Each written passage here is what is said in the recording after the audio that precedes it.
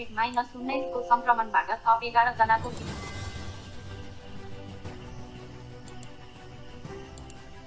Corona संक्रमणबाट थप 11 जनाको मृत्यु 17 गते भदौ। काठमाडौँ कोरोना भाइरस कोभिड-19 को संक्रमणबाट थप 11 जनाको मृत्यु भएको छ। काठमाडौँका 3 तथा ललितपुर, भक्तपुर, धादिङ, रूपन्देही, कपिलवस्तु, नवलपरासी, तनहुँ र बाराका 1-1 जनाको मृत्यु भएको हो। काठमाडौँ -1 नक्सा। काठमाडौँमा 89 वर्षीय महिलाको भदौ 16 गते होम आइसोलेसनमै मृत्यु भएको छ। मधुमेह तथा उच्च रक्तचापका बिरामी 13 गते कोरोना पुष्टि भएको थियो। काठमाडौँ -20 स्मृति देवी। काठमाडौँका 75 वर्षीय पुरुषको त्रिवी शिक्षण अस्पतालमा मृत्यु भएको छ। 15 भदौमा अस्पताल भर्ना भएका उनलाई 16 गते संक्रमण पुष्टि भएको थियो। उनी रक्तचाप, मधुमेहबाट पीडित थिए।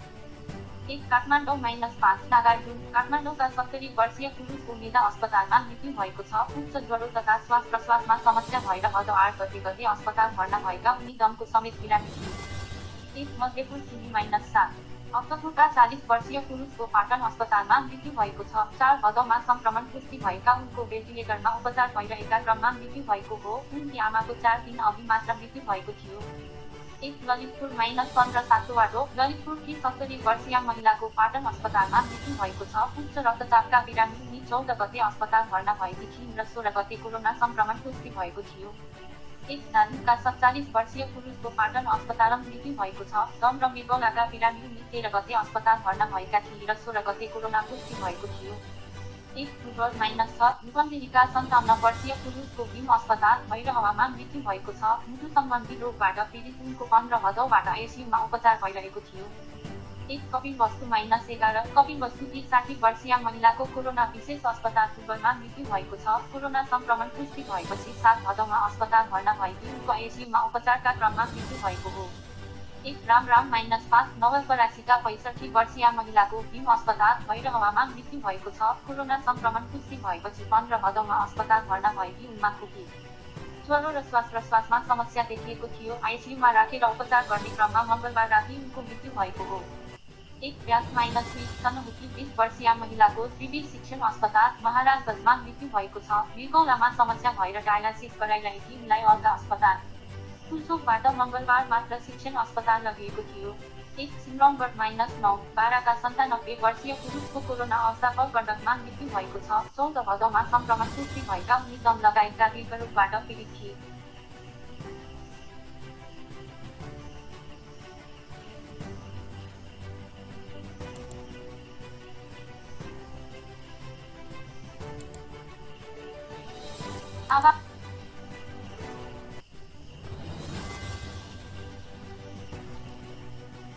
अब 3 दिन देखाइ नक्कलाई PCR नेगेटिभ रिपोर्टको पेपर सुरु भयो लेखाइ। एनै उपाध्यक्ष छिरेका वाहन चालक र सहायकलाई पठाइदिन क्वारेन्टाइनमा बेच्नु पार।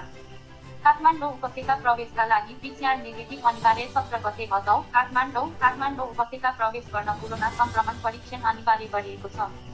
काठमाडौँ ललितपुर र भक्तपुर जिल्ला प्रशासन कार्यालयले बुधबार बेहोराको निषेधाज्ञाको आदेश जारी गर्दै अत्यावश्यक कामका लागि काठमाडौँ उपत्यका प्रवेश गर्दा PCR रिपोर्ट अनिवार्य नेगेटिभ भएको हुनुपर्ने व्यवस्था गरेका छन्।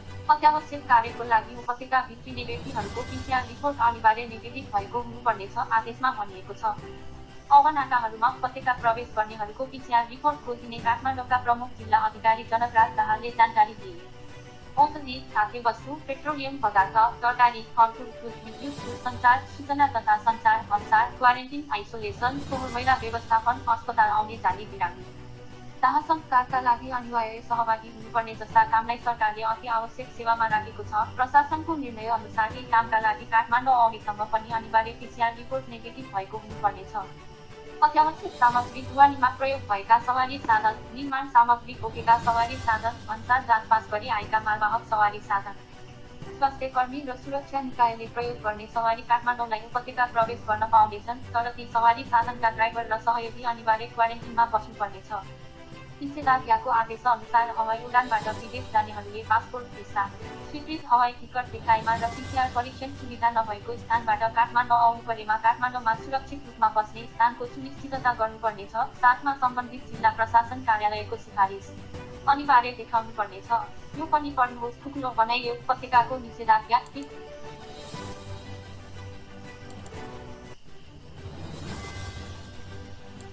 खुल्ने के नखुल्ने प्रतिक्रिया 2।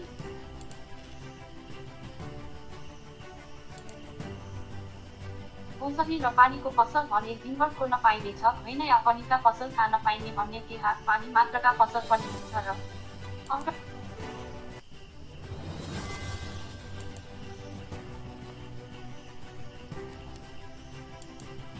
औषधि र पानीको पसल भने दिनभर खोल्न पाइनेछ, होइन या पनिका पसल खान पाइने भन्ने के हात पानी मात्रका पसल पनि हुन्छ र After lockdown of 3 months suddenly whole lockdown is open, total receipt for more injection, meeting the family and community and it downs on some the blunder but cat is out of the bag. You strategize and clueless decision made by bureaucrats, non-medical, on-skin data and hopelessly inept testing, the country and its citizens are on rudderless direction. Chief management points to catastrophic outcome for priority step costly, it's better to place your trust in participation rather than leaders who are beside in chair paid fights for chair. खुकुलो बनाइयोस् कि tight गरोस् नेपालको केही निषेधाज्ञाका विगतका सबै असफल र प्रतिपादक भए विगतका 6 महिनाका लकडाउनमा धेरै तयारी गर्नुपर्ने थियो केही भएन र लकडाउन कोरोनाको औषधि होइन यो एउटा सानो स्टेप मात्र हो टेस्ट गर्ने कोरोना रोगी खोजी ल्याउने कन्ट्याक्ट ट्रेसिङ गरेर कोरोना रोगीसँग सम्पर्क भएकाको टेस्ट गर्ने डाटा लिने र राहत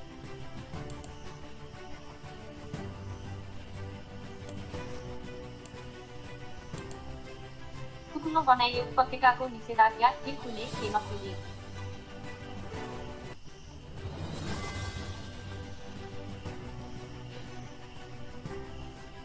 खुकुलो बनाइयो उपत्यकाको निषेधाज्ञा के खुल्ने के नखुल्ने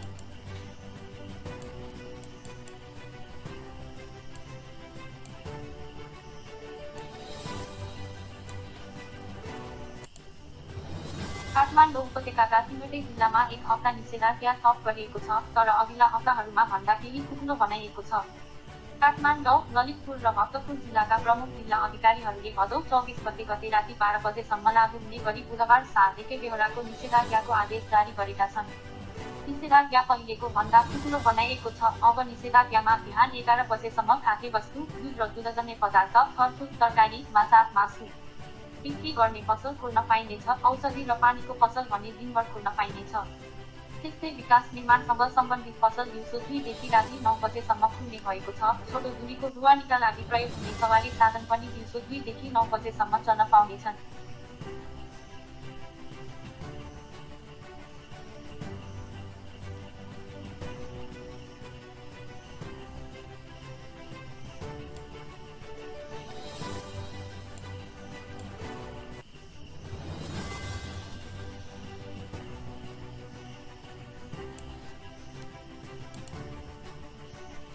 निषेधाज्ञाको समयमा यसअघि प्रतिबन्ध लगाएको टेक अवे र उपभोग्य वस्तुको होम डेलिभरी सेवा भने खुला गरिएको छ होम डेलिभरी सेवाको मापदण्ड भने जिल्ला प्रशासन कार्यालयले छिट्टै जारी गर्नेछन् होम डेलिभरी र टेक अवे सेवा दिने व्यक्तिको PCR परीक्षणको रिपोर्ट नेगेटिभ हुनुपर्नेछ र उनीहरूले भेटेका व्यक्तिहरूको अभिलेख राख्नुपर्नेछ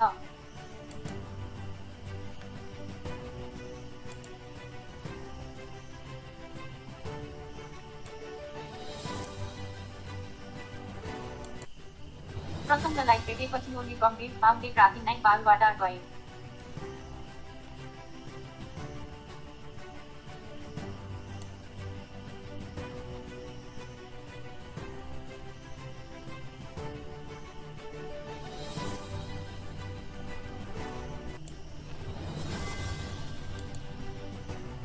सत्तारूढ नेपाल कम्युनिस्ट पार्टी नेकपाका उपाध्यक्ष वामदेव गौतमले राष्ट्रिय सभामा जाने इच्छा दोहोर्याएपछि प्रधानमन्त्री केपी शर्मा ओली अप्ठ्यारोमा परेका छन् आफूलाई परेको अप्ठ्यारोलाई पार लगाउन प्रधानमन्त्री ओलीले बुधबार साँझ बालुवाटारमा अर्का अध्यक्ष प्रचण्डसँग छलफल गरेका थिए तर कुनै निष्कर्ष निस्किएन प्रचण्डसँगको छलफलपछि प्रधानमन्त्री ओलीले बुधबार राति नै वामदेव गौतमसँग बालुवाटारको फेर छलफल गरेका छन् बालुवाटारमा बिहिबार बिहान 11 बजे नेकपा सचिवालयको बैठक बस्दैछ यो बैठकले राष्ट्रिय सभाको रिक्त सिटमा कसलाई पठाउने भन्ने बारे निर्णय गर्नेछ प्रधानमन्त्री ओली राष्ट्रिय सभाको रिक्त सिटमा अर्थमन्त्रीका युवराज खतिवड़ालाई लैजान चाहन्छन् तर उपाध्यक्ष गौतमले आफूलाई मनोनित गर्नुपर्ने भन्दै प्रधानमन्त्रीको इच्छामा तगारो हालिदिएका छन् राष्ट्रिय सभामा अहिले एउटा सिट रिक्त छ प्रधानमन्त्रीको सिफारिसमा राष्ट्रपतिले मनोनित गर्ने यो सिटमा डा खतिवड़ालाई नै निरन्तरता दिने र अर्थ मन्त्रालय उनीको जिम्मा लगाउने प्रधानमन्त्री ओलीको चाहना देखिन्छ तर राष्ट्रिय सभाको यो सिटमा उपाध्यक्ष गौतमले दावी गरेपछि प्रधानमन्त्री ओली तनावमा छन्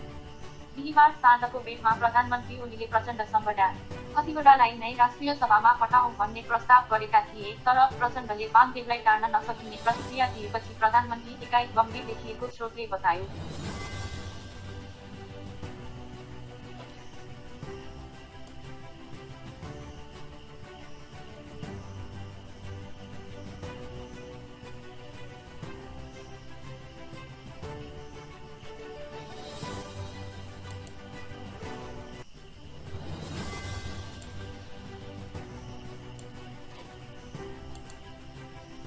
मल किन्न महाभारत कोरोनालाई जिच्याउने चितवनका किसान भन्छन् मल पाउन महाभारत नै लड्नुपर्ने जस्तो छ।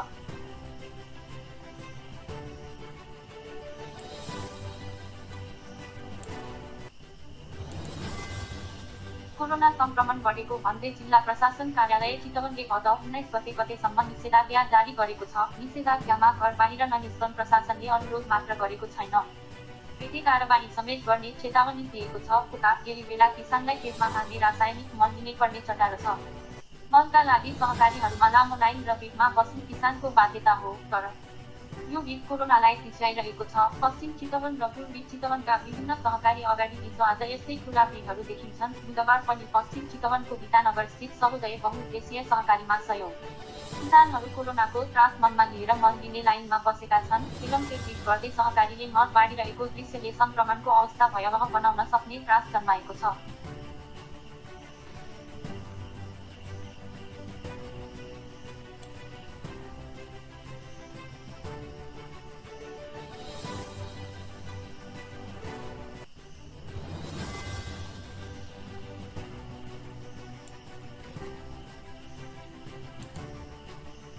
सहोदय बहुउद्देश्यीय सहकारीले 110 बोरा मल प्रति किसान 10 किलोको दरले 550 जनालाई वितरण गरेको जनाएको छ। मल लिन आएका झन्डै 500 भन्दा बढी किसान यसै खटिएको सहकारीका व्यवस्थापक राधाकृष्ण आचार्यले जानकारी दिए। चितवन जिल्लामा कोरोना संक्रमितको संख्या 800 नजिक पुगेको छ। चितवनमा सबैभन्दा बढी संक्रमण भरतपुर महानगरपालिकामा छ। सबैजसो वडा संक्रमणबाट मुक्त छैनन्।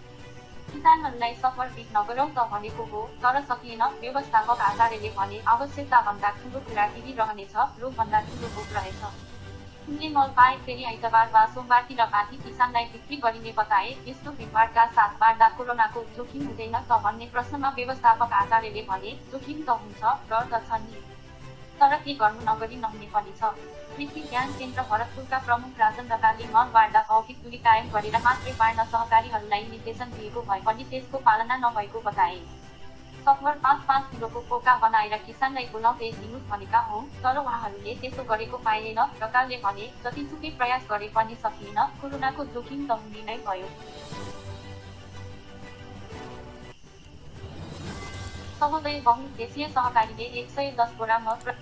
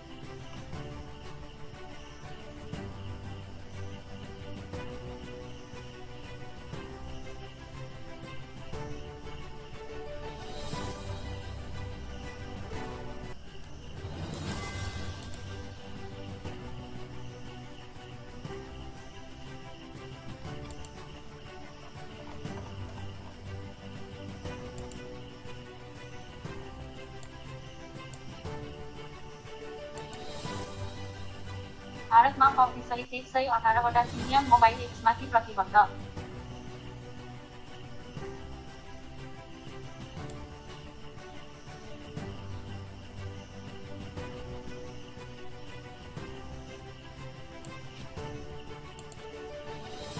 भारत सरकारले चीनले विकास गरेका पब्जीसहित 118वटा मोबाइल एप्सलाई प्रतिबन्ध लगाएको छ। बुधबार भारतको इलेक्ट्रोनिक्स तथा सूचना मन्त्रालयले एक विज्ञप्ति जारी चिनिया एप्सहरूमाथि प्रतिबन्ध लगाएको जानकारी दिएको हो। विज्ञप्तिमाथि एप्सहरूको प्रयोगले भारतको सार्वभौमिकता, राष्ट्रिय अखण्डता र सुरक्षामा समेत खतरा पैदा भएको जनाइएको छ।